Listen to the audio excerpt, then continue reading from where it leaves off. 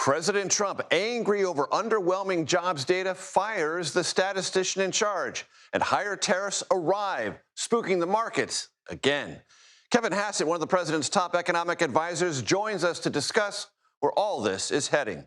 And EPA Administrator Lee Zeldin defends scaling back pollution regulations and downsizing America's environmental watchdog.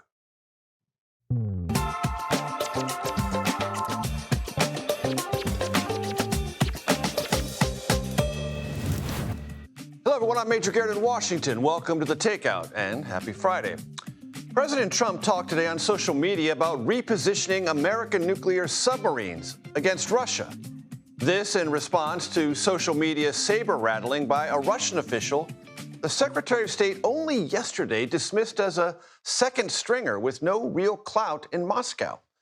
It was hard, therefore, to discern if this was a serious matter or not. But nuclear is nuclear, and presidential utterances containing that word concentrate the reasonable mind.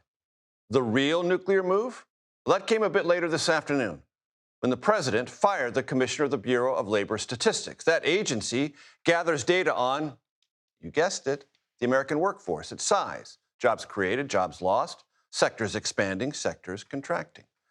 This morning's job report showed meager jobs gained and contained revisions. Revisions are not at all uncommon, but these revisions showed 258,000 fewer jobs than had been reported the 2 previous months. Incensed, President Trump cried foul, manipulation, politics, saying the head of the Bureau had been appointed by President Biden.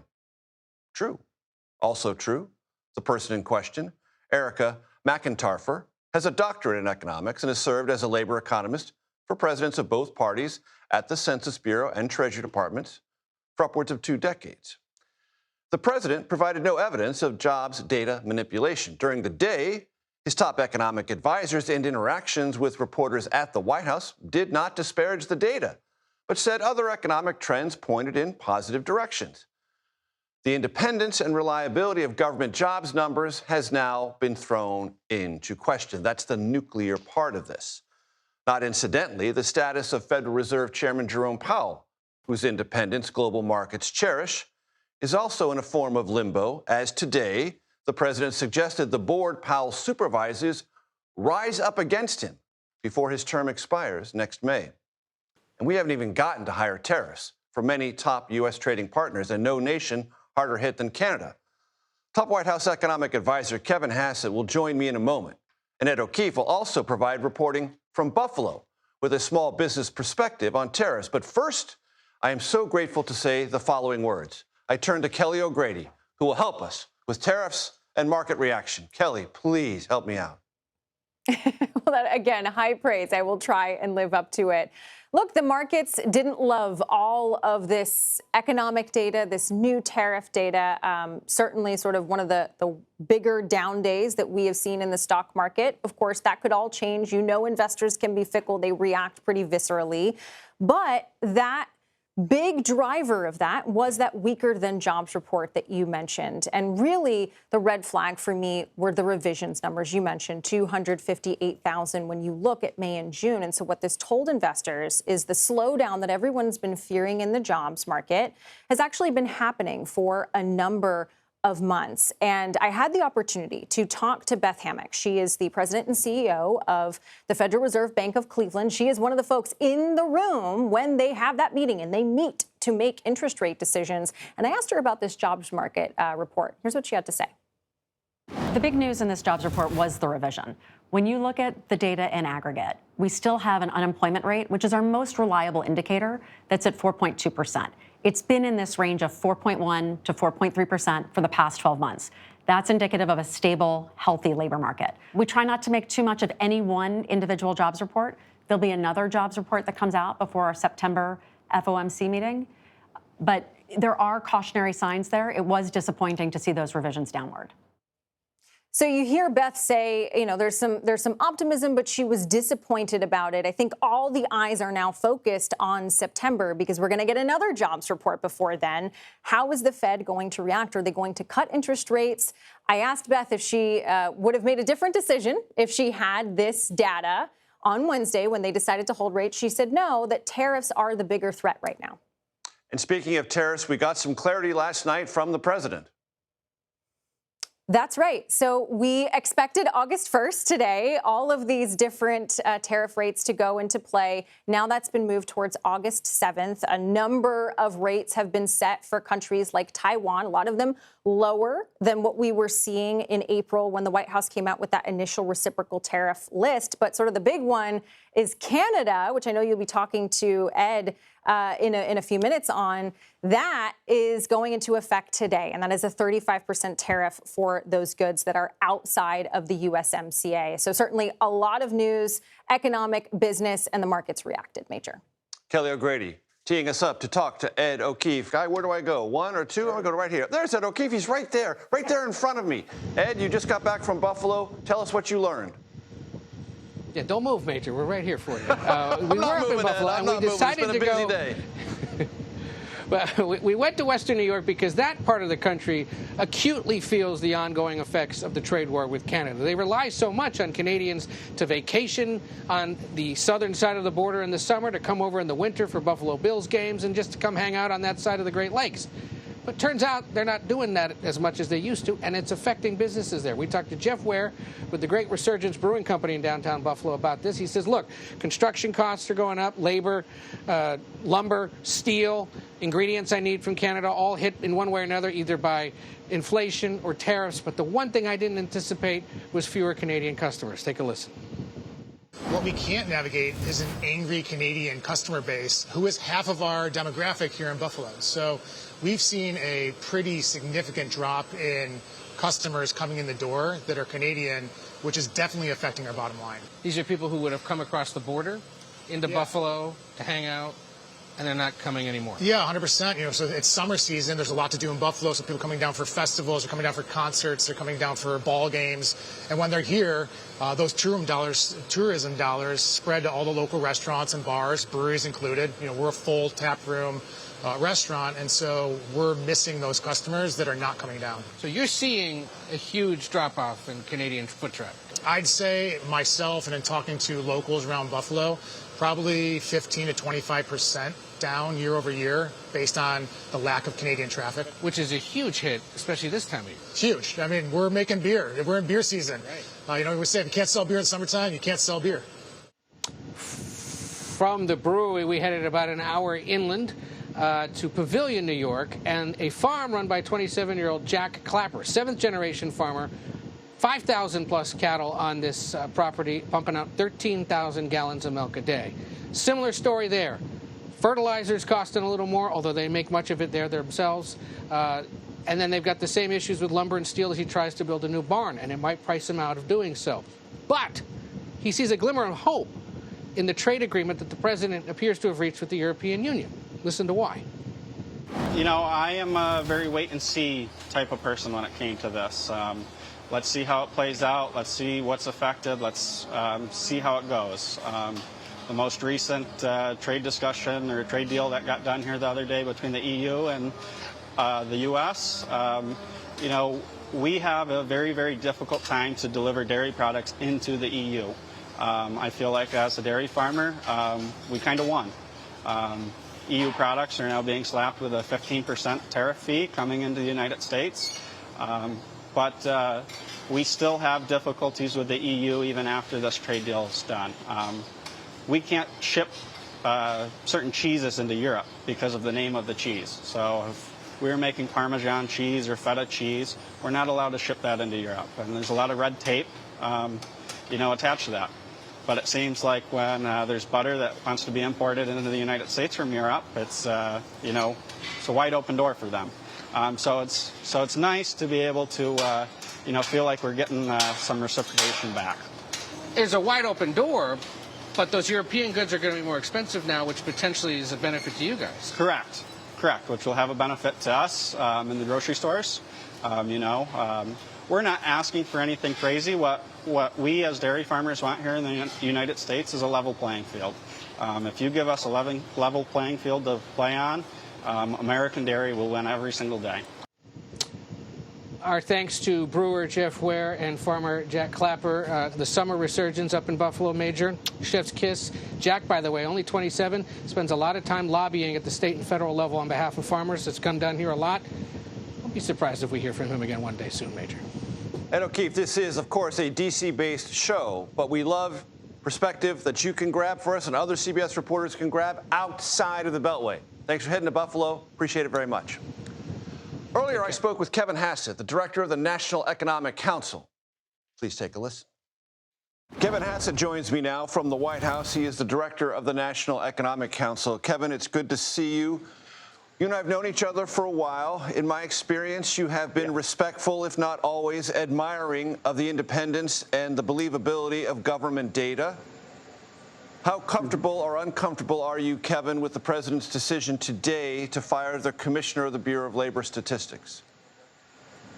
You know, if you look at what's been happening to the payroll data especially, then it's been subject to massive revisions. Really, it began during COVID, where the mean absolute revision was north of 100,000 jobs, which is often meaning the revision is bigger than the typical number. And after COVID, it didn't really get much better. And so there's a heck of a lot of noisiness in the labor market data right now, which is bad for markets, it's bad for transparency, and it's something that I think a fresh set of eyes should really look at and try to fix, because the jobs number, you know, they need to be independently produced, but they need to be reliable and not subject to massive revisions. And so there needs to be a big research project over at BLS to figure out why is it that the numbers are so unreliable these days? Why are they being revised so much? And to put it in perspective, the revision over the last 2 months outside of the COVID years is the biggest we've seen since the 1970s. And we're in an age where there's so much data everywhere and everybody's got a computer, and there's so many ways to scrape things and learn things, that to have data that's way noisier now than it was 10, 15 years ago is really something that people should be puzzling over. And so I think a fresh set of eyes helping folks with that problem is the right answer, and that's what the president's judgment is too. Kevin, forgive me, though, that's not what the president said. The president said that this was politicized, that this was intentionally manipulated to deceive the markets and deceive the country.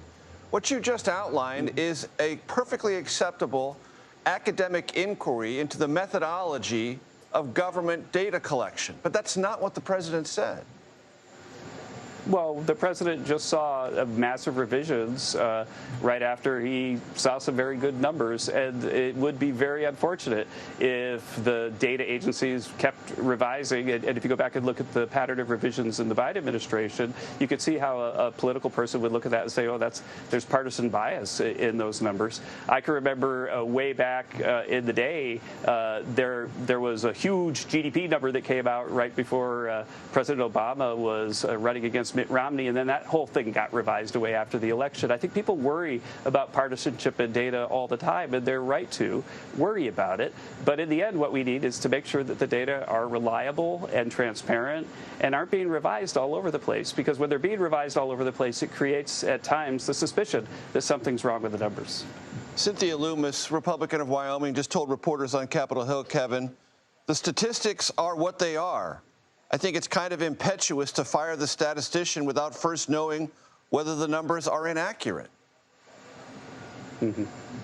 Well, if you look at the sequence of revisions that we've seen and how enormous they are, then, think about it, the mean absolute revision post-COVID is bigger than a relatively healthy number that came out this month. It's bigger than that number. So that revisions are bigger than the numbers they're trying to estimate. That's a problem. That's a clear problem.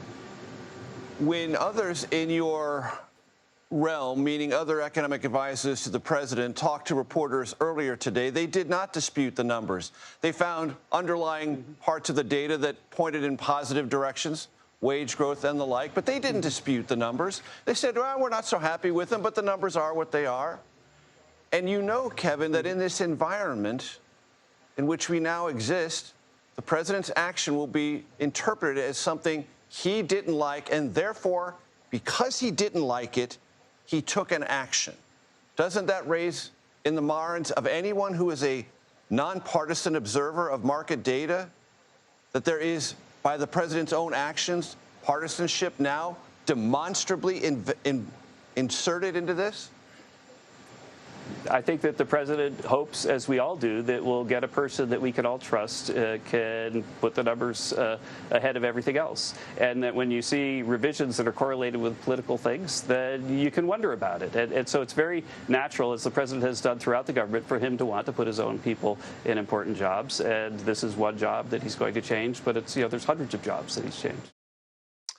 My conversation with National Economic Council Director Kevin Hasset will continue after a break. And here's what else is still to come. Kamala Harris's first interview since her election defeat, not running for governor in California, but has a new book and is vowing to listen to voters.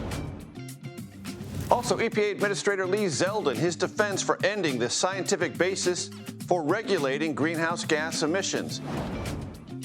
Plus, Trump's special envoy Steve Witkoff briefly visits food distribution in Gaza.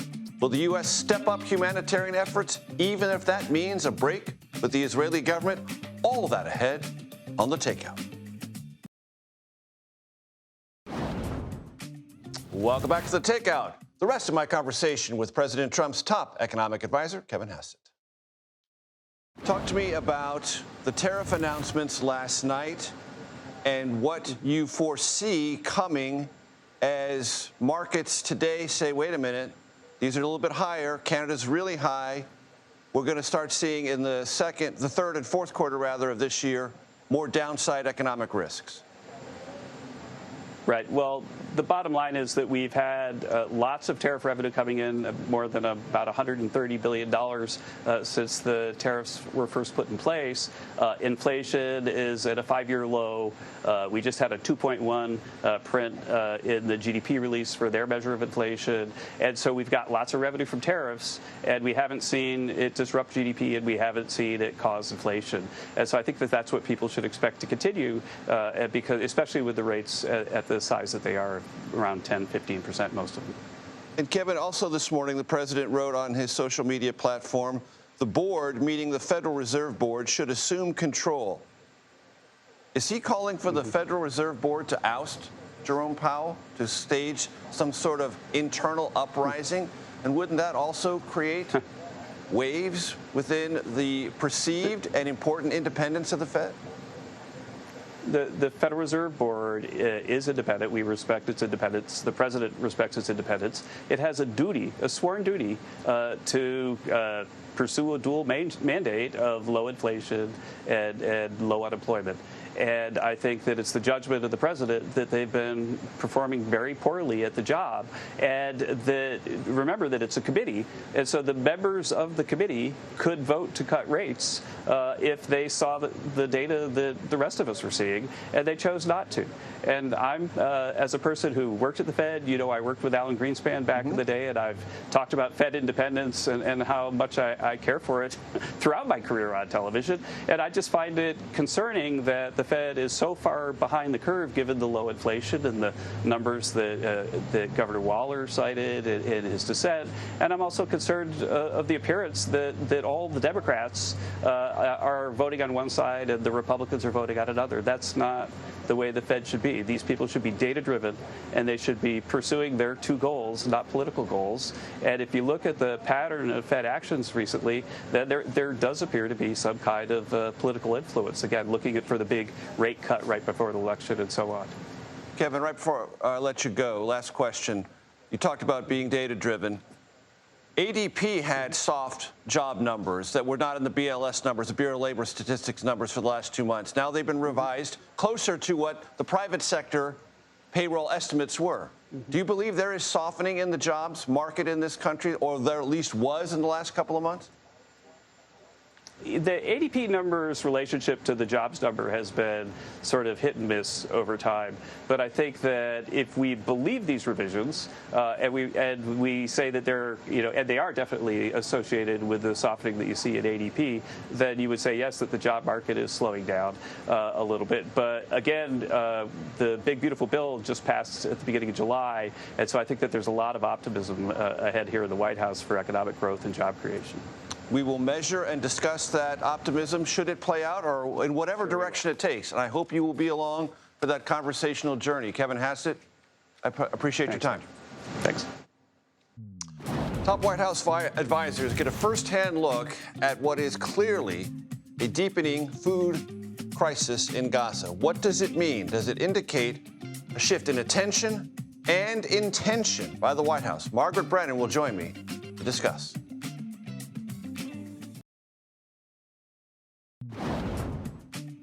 Welcome back. U.S. Trade Representative Jamieson Greer is defending administration policy after U.S. job growth slowed. That was reported today. We went over a lot of that. Earlier today, Greer spoke with Face the Nation's Margaret Brennan, and she asked if tariffs are impacting that very underlying job market. Listen. I think a lot of companies were waiting to see if the tax bill was going to come through with the expensing for capital goods and things like that. And so I think now, a lot of that data comes pre One Big Beautiful Bill. Now that we have One Big Beautiful Bill and we have a better sense of where the taxes are going, I think we're going to see we're going to see more investment. All the commitments on investment we've seen countries making, that's going to come through. And like you said, it's a relatively small number. So I don't read tariff policy into that number. I think that is kind of pre-bill policy. CBS News Chief Foreign Affairs Correspondent and Face the Nation moderator Margaret Brennan joins me here at the family table. Great to have you here. Good to be here. So the messaging this week from the administration was the tax bill will save us from whatever privations, small, medium, or large, might come from tariffs. That's right. And so you heard the ambassador there sort of dismissing what I was specifically pointing to was the lack of manufacturing job creation. Right. This has been months and months. Not just the last month or two. Not the factory jobs that were promised in terms of this tariff policy, which was supposed to bring all those jobs back to America and not in cheaper markets. Yeah. Exactly. And so you heard him dismiss that there. The ambassador also said, though, that basically wait and see. His phone's blowing up, he says, with calls from trade ministers who want to ratchet down the tariff rates that the president just announced on 70 or so countries overnight. He says, though, they're pretty much set, that there isn't negotiating before they go into effect August the 7th. He really did acknowledge, though, that when it came to corporate profit reporting from Apple, from GM, from Ford and Stellantis, they have said tariffs are impacting their profits. But this was another kind of, we'll wait and see because the great reshoring will bring all that back. And this is just sort of, growing pains. The big enchilada here, though, of course, is what happens with the second largest economy in the world, China. On that front, he says things are trending positively. And August 12th, when the tariffs are supposed to roll out, that does come into question. He said they may shift. Peter Navarro on this very program indicated very much the same earlier this week. Margaret, I need to lean on you for your expertise on the Middle East, and my audience will benefit from it. How should we interpret the pictures that we saw today, which seem to be, and I think this is a fair description, carefully arranged, with lots of signage in the background talking about the success of humanitarian outreach in Gaza, which is up against statistics that suggest quite the opposite? Well, these pictures that we have seen of this very rare visit into Gaza by Special Envoy Witkoff and the U.S. ambassador, we're only seeing because the U.S. government released them. It's important to say that journalists are not allowed to go into Gaza. The Israeli government does not permit them to enter to freely report. So these are handouts from the United States government at a site that the United States government and the Israeli government support. That's where you see the signage in English, and you see Envoy Witkoff wearing his Trump administration gear there. But this is a military zone that is encircled by the IDF, by the Israeli military. The aid at this distribution point, one of 4, is the Gaza Humanitarian Foundation, which is newly set up. It's U.S.-backed. These are military contractors. In other words, it's not the United Nations using humanitarian networks that have been there for decades. That's part of the controversy here. What we know is that the food is insufficient to the need. You saw the numbers they claim were handed out. Well, you also have President Trump himself saying he saw the pictures. They're not fake. There are starving children in Gaza. The state of Israel says there's no starvation. They deny any actual widespread famine-like conditions because they say the UN is biased against them and in the pocket of Hamas. So you have a disputing of fact. And facts on the ground and real human suffering. That is evident to those, and would be more evident to your earlier point, if there was more visibility into what's actually going on in Gaza, and we're not so tightly controlled. That's right. We do have colleagues inside of Gaza who are suffering while reporting, but documenting what's happening there. And when we reached out today, we were told the famine's worsening every day. That was the term our reporter there used, pushing people to move further to the north to reach the aid first, and the Israeli army is shooting at them. That is the documentation from that reporter that matches with what the UN has said, which is that there has been a high degree of actual shooting deaths at these sites operated by the Gaza Humanitarian Foundation because of the military encirclement there, because of the conditions. And that's part of the argument that if you militarize aid, food, that there's a risk level there. President Trump has sent Witkoff there to give him back a report that he says will influence his policymaking. And they are acknowledging that they need more than food and they need more than the amount that's going in. They need medical aid at this point to deal with acute malnutrition. They need sewage treatment, water, fuel. Margaret Brennan, thank you so very much. You can watch the rest of Margaret's interview with U.S. Trade Representative Jamieson Greer on Face the Nation this Sunday at 2 p.m. Eastern, right here on CBS News 24/7. President Trump orders 2 nuclear submarines to be moved. We don't know exactly where, but he did so over what he called foolish and inflammatory, that's a quote, comments from Russia's former leader. More on that here on The Takeout when we come back. Welcome back to The Takeout. Thanks for hanging out with us. President Trump has ordered 2 nuclear submarines to be moved to, quote, appropriate regions. That's his terminology, due to what he called, again, I quote, highly provocative statements from former Russian official Dmitry Medvedev. On Monday, Medvedev said each new ultimatum that Trump makes toward Russia in pressuring an end to its conflict with Ukraine, quote, is a threat and a step towards war. Eleanor Watson joins me now from the Pentagon. Ellie, there was a lot of vagueness in the president's social media post on this, but it caught a lot of people's attention. Help my audience understand what was and what was not said by the president regarding nuclear submarines. Major, the locations of submarines are rarely talked about, and when they are, they're never accompanied by the kind of language the president used in his post today. We should point out, as you mentioned, the vagueness. The president did not distinguish between nuclear-armed submarines and nuclear-powered submarines. If he's talking about nuclear-armed submarines, there are generally at any given time a few of those on patrol, but the range of the missiles they carry is so great that those submarines could be in the Atlantic, the Pacific, the Indian Ocean, and still be able to hit targets in Russia. If he's talking about nuclear-powered submarines armed with conventional cruise missiles, there are at any given time 2 of those in the Atlantic and 2 in the Pacific that could also hit targets in Russia. So the capability to threaten Russia is always there, but the president has now put it into words. And, Ellie, this is not a Trump-Putin conversation. This is a Trump-Medvedev conversation. And what confused a lot of people today is what Marco Rubio, the Secretary of State and National Security Advisor, said just yesterday on Fox about Medvedev. Let's listen.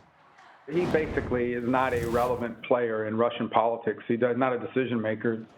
He's not in any of the meetings or conversations we've ever had. I'm not sure he's speaking for the official Russian position, but he's certainly someone in an official position in Russia who's saying things that, are inflammatory, but that's okay. I don't think that's going to be a factor one way or the other. Not a factor one way or the other. Is the Pentagon providing any guidance or insight into what the president posted?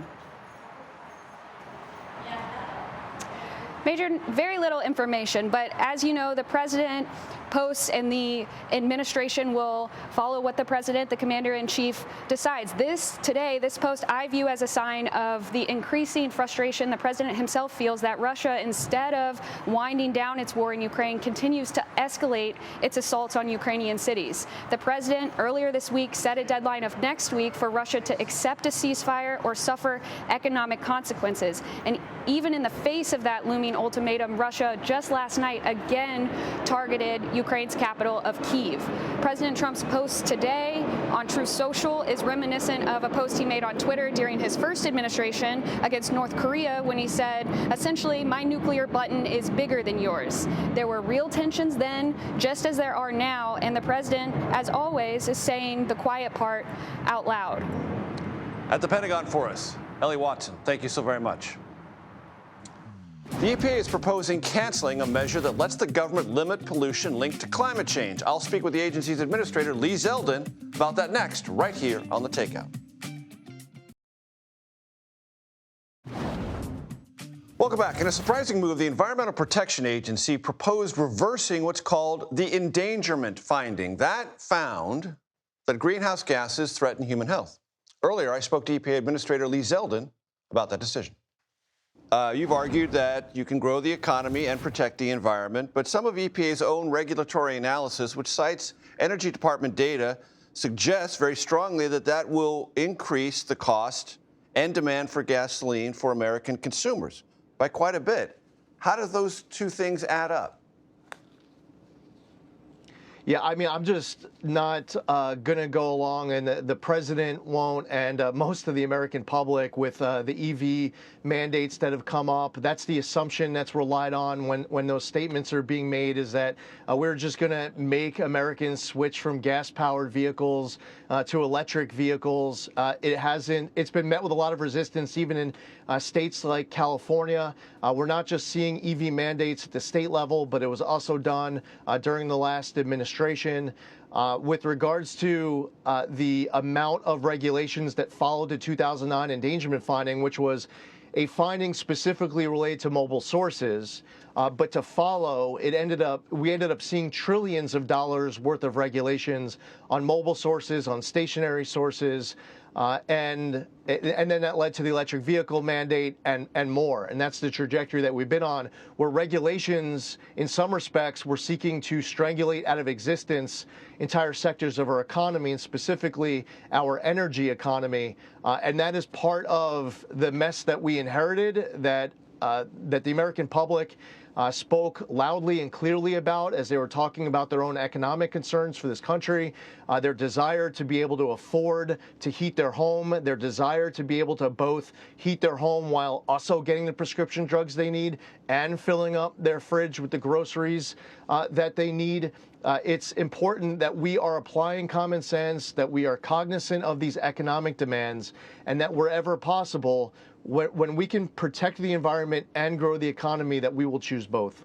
And how do you toggle between, Mr. Administrator, those economic concerns you vocalized and statistics that existed long before the Biden administration took over the Environmental Protection Agency, showing that environmental regulations save lives and improve health outcomes? How do you balance those two? Because there's plenty of data that suggests with endangerment and other rollbacks, health outcomes may be jeopardized. Lives could be put at risk. Yeah, so what ended up happening with the endangerment finding in 2009, while some like to very simply fast forward to 2025 and sum up the 2009 endangerment finding as simply as saying that they found that carbon dioxide endangers public health and welfare, that's not what the endangerment finding did. Back in 2009, while focusing on mobile sources, what they said was that carbon dioxide, when mixed with 5 other well-mixed gases, the greenhouse gases, that they contribute to global climate change. They didn't say cause, but they used to contribute. How much? They don't say, but it's just north of 0. We know that much. And then they say that global climate change endangers public health and welfare. Now, here's the problem. After 2009 and the endangerment finding, the Supreme Court weighed in cases like Loper Bright, West Virginia, Michigan, Loper Bright overturning the Chevron doctrine, right. These decisions ruling with the major policy doctrine, that agencies can't be getting creative with statute, in this case, Section 202 of the Clean Air Act, and coming up with all of these many different mental leaps that are not included in statute, and then use that to create trillions of dollars of regulation and to get rid of entire sectors of the economy and put an EV mandate. Here's my message.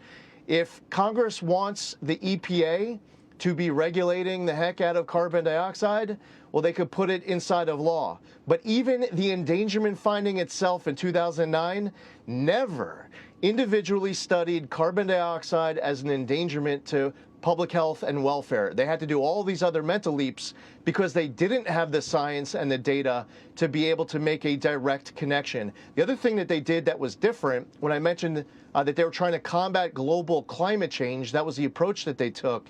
The EPA never did that, and Section 202 doesn't address it. What was happening was, in the past, was that they were looking at local and regional impacts of the air pollutants, which many were specified specifically in the statute. But they didn't, again, in 2009, have the data, the science, to be able to make that direct connection. And that's why they changed it up to try to go off of a global climate change angle, which has been in existence now for 16 years. But the Supreme Court has weighed in. Clean Air Act is very clearly worded as it relates to this point. And we are not going to be taking great liberty and being creative and trying to interpret the law however we want it to read, where there might be a vague language or ambiguity. We will take the plain language of the statute, and if Congress wants us to interpret the statute any way other than the reading of the statute, then they should amend the statute. You can watch my extended interview with EPA Administrator Lee Zeldin on the Takeout YouTube page and on all available podcast platforms. For now, I don't want to go back in the system. I think it's broken. Kamala Harris on the American political system and why she's not running for governor in California. More on that coming up here on the Takeout. Welcome back as we close out this Friday. Former Vice President Kamala Harris says she's decided against a run for California governor because the system is, quote, broken. She joined Stephen Colbert's Late Show last night and while there dodged a question about who is the leader of the Democratic Party and said for now her leadership, as it's detected and detectable, will not be found in elected office. I always believed that as fragile as our democracy is, our systems would be strong enough to defend our most fundamental principles. And I think right now that they're not as strong as they need to be, and I just don't want to, for now, I don't want to go back in the system.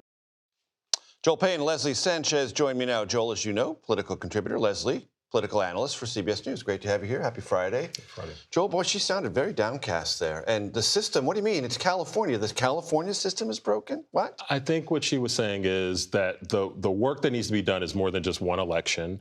Also, I don't think she wants to be governor. I mean, I think it was pretty clear to me. It was pretty clear to me that the only office that maybe she sees herself potentially running for is president again. I think the critique of the system is important, though, because one lesson that Democrats, I think, have learned this cycle is you can't just uphold the existing system, the status quo. I think you have to offer a good faith critique of the system. I think this is her attempt to partially do that. I don't think it'll do all the work, but I imagine that's a little bit of what she's nodding to in that answer there. Leslie, I want to talk to you about what I described in my open to this show as a nuclear event today. The president firing the commissioner of the Bureau of Labor Statistics. I want to read to you something from a gentleman named Orrin Cass, who is a supporter of the MAGA movement, very social media savvy. The president should not fire someone for delivering bad news, especially when the someone is a public servant and the news is public data, not a way to lead or govern. Also, it just makes people think the news must be really, really bad, and the news isn't bad. He goes on to say there's some underlying strengths, and the president should take the victory and not do things that so alarm the sense of independence in government data and the believability therein. How do you react to this today? I think that a lot of conservatives have come out, surprisingly, and said, look, this is like shooting the messenger in terms of some of the data. And I saw your own report where you're talking about some of that data is messy. Since COVID, people have had a lot of questions about discrepancy. Right, Kevin Hasset gave a perfectly legitimate academic argument. But that's not what the president said. The president was like, we need to rethink, let's reevaluate, I'm going to set up a commissioner. So no. This is political, it's manipulation, and I'm firing. I think there's many people in this country that feel the part of the federal bureaucracy is politicized and it is weaponized, whether or not they believe that's true or not. I think whether it's true or not, they believe it. I agree with you. They believe it, but transparency in the system, removing politicals out of this and ensuring the integrity of it. But I do think there's alarms on both sides. I think that's the fair point. You do have conservatives coming out and saying, wait a minute, this kind of erodes the value and the independence of that economic economic data, which is imperative for the market. And it's unnecessary. It's a self-inflicted wound, creating all sorts of alarm about something that even his own economic advisors this morning at the White House were saying, we don't love the data. Major, Donald Trump is developing a reputation for, you're going to watch what I tell you to watch or else. You're going to study what I tell you to study or else. You're going to read the statistics. You're going to follow the weather report I tell you to follow or else. And it suggests maybe a little bit of a lack of confidence in his policies, in his remedies, in the results that he's seeing. And look, that's fine when things are going well. When things aren't going well, I think people are going to lose patience for it. I think that's a bit of an overreach with my wonderful friend over there. I think there's many people that feel there's so many failures in the bureaucracy, and part of the reason Trump is there is because they want to break a system that they feel has failed them, whether it's failed them on dirty data that they don't have a lot of faith in that integrity of it, and kind of pushing back on a lot of the norms. And he's going to have a long runway, especially getting to 2026, to try to make those changes. But in the long run, it's going to have to be some balance. Is there any risk for this president in appearing not just petulant, but someone who is jeopardizing things that the markets take cues from and the broader economy takes cues from? Because if it's the Bureau of Labor Statistics, then it can be anybody. And it can be anything at any time, whenever the whim of the president might strike. But don't you feel it's been that already? I mean, with him? Sure. I mean, you could already argue so many different federal agencies have had to feel the wind and kind of the bolstering effect of the president wanting to change a status quo system and find another way. And I think there's a lot of patience, especially on the conservative side. People want to see government working better. They're going to give the benefit of the doubt until they don't. There's changing process, and there's changing how you judge things and what people see and what people are exposed to. And I think that's the part that's troubling about what Donald Trump is doing. Speaking of process, something's going on in Texas right now, redrawing the congressional map mid-session. We've already established on this program it's legal. Supreme Court's upheld it. Yeah. But it's political. And it's intensely political, and it's going on right now. Joel, evaluate what's going on in Texas and what Texas Democrats can or can't do about it. Honestly, it links to what we were just talking about. I think Republicans, who, by the way, passed a very unpopular bill on an unpopular agenda, are looking down the barrel of losing seats next year in the House. They say, what's the best way we can make it better? No, not change policy, not try to bring in a bigger coalition. No, let's go and rig the rules. Okay, so Democrats can go do that too. Guess what, Kathy Hochul in New York? Guess what, Gavin Newsom in California, Westmore in Maryland?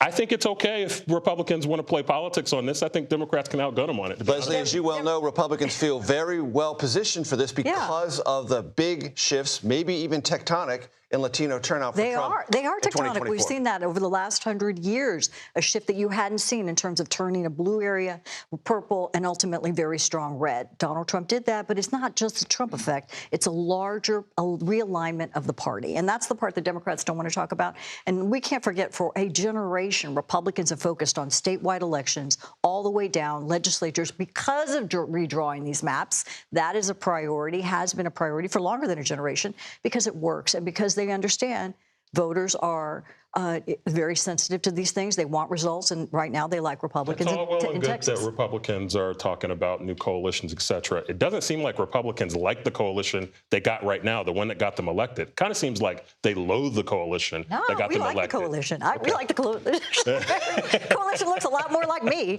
but, hey, thank you. But, yes. 15 seconds. No risks for Republicans waving this redistricting flag in front of Democrats already motivated in the midterms. They're following the voters. I think in many cases, the voters have realigned. They want something different. They used to be conservative Democrats. They've lost a party that many of them feel, and now they're looking for choices. You get the last word on this Friday, Leslie Sanchez. Joel Payne, I appreciate it very much. We're going to stay here at number one, guy? Okay. That's it for the Takeout this week. If you missed anything, well, good news. It's all available on CBSNews.com, the Takeout page on YouTube, and, of course, whatever podcast platform you subscribe to for this most excellent show. Get caught up on my conversation with Arizona Senator Ruben Gallego, Trump trade advisor Peter Navarro, and investigative reporter Barry Levine, and so much more. Please stay tuned. You know why? The Daily Report. It starts right now on CBS News 24/7.